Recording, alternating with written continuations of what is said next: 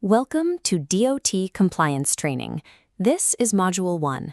This video establishes how the Department of Transportation's Drug and Alcohol Testing Program works, why it was created, and what it means for you as a safety-sensitive employee. Approximately 70% of all freight in the United States moves by truck. Every morning, hundreds of thousands of drivers report for duty to move the goods that stock every grocery store and hospital in the country. In the aviation sector, pilots, ground crews, and air traffic controllers hold responsibility for the safety of millions of passengers every year. Rail workers operate trains carrying passengers and hazardous materials through heavily populated corridors.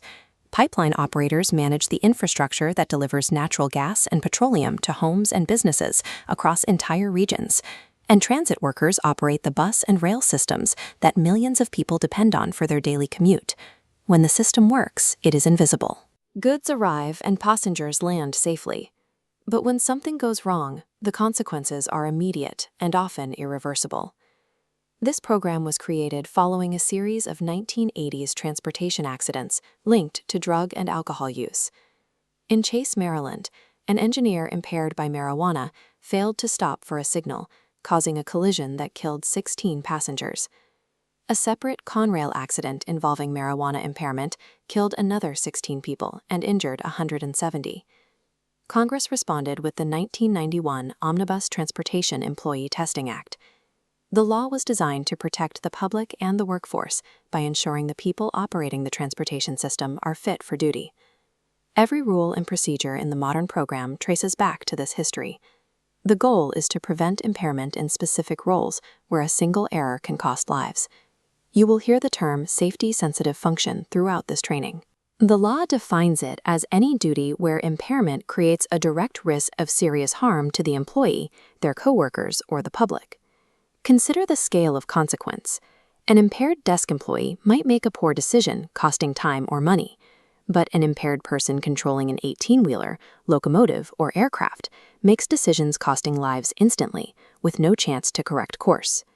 Safety-sensitive status is an objective recognition of what a specific role demands and what the public expects from the people who perform it. Because these consequences are so absolute, the legal framework governing these employees is not left up to standard workplace rules or individual company preferences. A common point of confusion is treating all drug tests as legally identical. Understanding the difference between federal and company tests protects your career.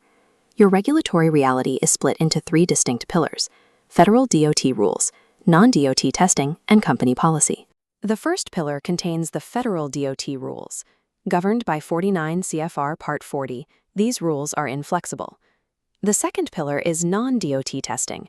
Driven by the employer, these programs can use different methods like hair follicle testing or screen for substances not included in the federal 5-panel.